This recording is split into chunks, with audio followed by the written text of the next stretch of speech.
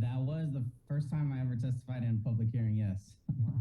Wow. And we're starting to see that. I mean, more. A lot. Some of it is that they were accepting testimonies via Zoom, so we did see a lot of new faces, and not just relative to the Rise Act, but for a few different public hearings this year, right, Bree? Yeah. So it being your first time, it looked like you were the only one that testified. Was it kind of Yeah. nerve wracking for you? And what kind of provoked you to make your way down to the Guam Congress building? Well, it's just the way these Rise Act funds have been handled, and just the frustration that the people have been experiencing. There's a lot of obstacles, unnecessary obstacles that have been put in place, and I just feel the frustration of the people, me myself. When you're reading these articles in the paper, it's just like none of this stuff just makes sense. And yeah, I just wanted to go into the Congress building and just kind of tell them direct, what I think, and basically it should just be paid out. I mean, that's it. That's the end of the story. Yeah. And it's also a little frustrating that the governor has the authority to pay it out yesterday. She could have paid it out in June. She could have, because I believe the ARPA acts, right, were received on May 10th, but Guam being a territory, we got the one-time payment. I know people were talking about $661 million, but when I look at the Department of Treasury website, it seems like Guam got like about $553 million. Right, but I think there were some other funds in there that we got outside of that 550 some million. Yeah, but definitely enough to pay, the people of Guam, who have suffered, and people who have died throughout this pandemic. If you calculate, the amount of people on Guam, I mean, just adults. I just did a Google search of how many adults are on Guam. You got about 124,852, and you just multiply that, just say $2,000. You have about $250 million. Which is about half of what we were given by the Department of Treasury. But it's going to be less than that because, not everybody is filing jointly, not everybody is married. So maybe you're looking around $200 million, maybe even less, to pay the All Rise Act, which leaves a net value of about, maybe 300, high 300s, maybe high 300s of about leftover funds. Yeah. I think you might be a little off on the math there, Adam, because the Rise and the All Rise, it's for a certain income eligibility, so I'm not sure if it would cover all 100,000 people. But in Saipan, I do want to say we just did a story. They're doing a $500 stimulus to be paid out, I believe, within the next week for every taxpayer. So it's just confusing to me how we have them doing that up here, and here on Guam. Right. We got this money sitting in the bank, and every time we ask the governor about it, it's like, I don't care what Saipan's doing. I don't have my rules. Let them give away the money. I don't care. I don't have the guidance. I'm over here cha-cha sliding in the States. Don't bother me. I mean, it's frustrating, Adam, right? Why don't you think they get it over there at Adelup? It's probably because they have their own agenda of how to use the funds. However, according to the Department of Treasury guidelines and also the interim final rule, right, there are specifics of how to use the funds. I mean, the governor may be the one to distribute the funds, but she does not own the funds, and she cannot use the funds to spend it on whatever she likes. There are specific guidelines. For example, you cannot put it in any pension fund. You cannot save it for rainy days. Honestly, it should not even be in any savings account right now. The whole funds from the American Rescue Act, those funds are supposed to be used swiftly and efficiently. They're not to be set in any account and postponed.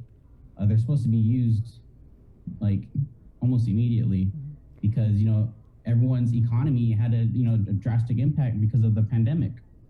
And, just going back to, I know my numbers are probably off, but the whole point about, paying the Rise Act was that, I mean, there's money to pay the Rise Act. Yeah. And if there's qualified individuals, right? So that means that you're paying, a little less money, of course, to every adult. So I mean, the issue of there's just, I don't know what the issue is. There's enough money, to pay the RISE Act, and the fact that the governor added government workers, retirees, and federal workers. I mean, obviously she wants to pay it out, but if you're going to expand it, if you're expand eligibility, which I don't agree with, then you should obviously lift whatever quote unquote cap there is. Adam, you work the private sector, correct? Currently, I'm sort of like a little self-employed. I am a veteran, but I also trade a little bit of options in the stock market as I do that right now. And I also sell a little bit of land, family's land that I'm doing. So kind of doing my own thing, but I have worked in the private sector many, many times. I know what the struggle is. I know that this pandemic did not discriminate against anybody. Right. I know people who are making $80,000 to $100,000 plus, and they got laid off like in a snap of a finger. Yeah, and I guess I just kind of wanted to get your background, your story, and how the pandemic affected you, your family, so people can kind of understand, or the governor can kind of understand why families and people like yourself need the RISE Act stimulus. I mean, for me, for example, like the original RISE Act, I would be sort of considered like a retiree, but I'm in total support of the original RISE Act. Even if I'm not qualified and my family is not qualified, which I think actually some of them are, like I'm in support of just giving it out to the people who need it. And don't put a cap on it. That's ridiculous. I mean, you're going to have people line up at the mayor's office for what? To verify eligibility? I mean, it doesn't make sense. Okay, so this is what the DRT should do. Okay, you need to fill out, put the application online, but also in addition to the application, put a consent form that says that the taxpayer allows DRT to access your tax payment so that they can deliver the payment directly to you. Because I think that was the whole stipulation of like DRT cannot access like your tax info or to pay out the money. But I don't see the reason why people have to go to the mayor's office, Well, it's in the law actually says that there has to be a verification of residency, but right? Yeah, that's one of the requirements in the but required documents. Right, but I don't know because the governor says that she has to follow the law, but then she doesn't follow the law when she puts out these executive orders. It's very confusing, Adam. Right. When she signed the executive order, it kind of seemed like she created her own program. Yeah. Yeah, it's almost like it's these obstacles of, for example, going to the mayor's office. It's a deterrent for people trying to go get the money. And like if you read some of the comments on Facebook about the RISE Act and adding the mayor's verification again, there's people who are like, it's just too much of a hassle. Yeah, I don't want it. Well, that's the point. If it's first come, first serve, and these private sector workers who the original intent was to benefit them and assist them. If they're out here working and it's first come, first serve, and they know they got to line up for 8 hours, then it's a process that excludes them. And it actually favors the retirees and whoever else that the RISE Act wasn't originally intended to assist. I agree with you, though, that if the governor added these extra groups, then she needs to come with the money for them because it's just creating this huge divide in the community that I just can't wrap my mind around how they just don't get it. I mean, they got people, they're galvanizing people like you who've never testified at a public hearing to come out and let your voice be heard. And we're seeing it all over social media and in real life. More importantly, wherever I go, people are like, what is up with the application for the RISE Act? And they know this thing was something that was passed in December and should have been paid much sooner.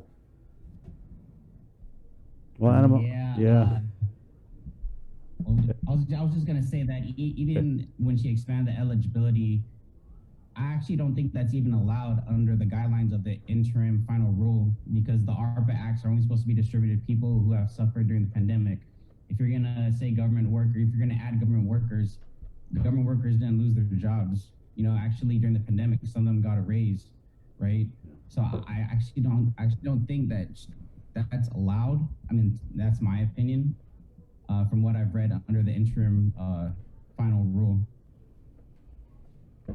Well, thanks for coming on, Adam. I want to just, before we let you go, though, your first time testifying at a public hearing, and like I said, we are seeing more people become active and involved. What'd your message be to just people out there who may be sitting silent and want to say something? I would say that if you don't speak up, then you're just kind of allowing things to happen. I mean, the government is for the people. It was created by the people. And if you think that changes should be made, you need to speak up, especially with these younger generations or my generation, specifically. Our voices need to be heard because I think the interest in politics and government is not like where it should be in terms of actually making changes. And I think if just people united, our generations united to actually care about what's going on in our economy, what's going on our island, and we can actually, push government, guide them in the right direction to, lift our economy, lift our island to days that it has never seen. I think we have that opportunity right now, especially we have the funds for it. We have to be smart about it, and we have to do things right. Here, here, Adam. Way to go. Thank you for that, my friend, and keep in touch, okay? Yes, thank you for having me, guys. Appreciate it. Thank you. Always. Stay safe. Right on. There you go. Adam Drilon, concerned citizen and veteran at 723. Good morning. It's Wednesday, August 4th. Let's just keep it in the KUAM News Zoom room where we just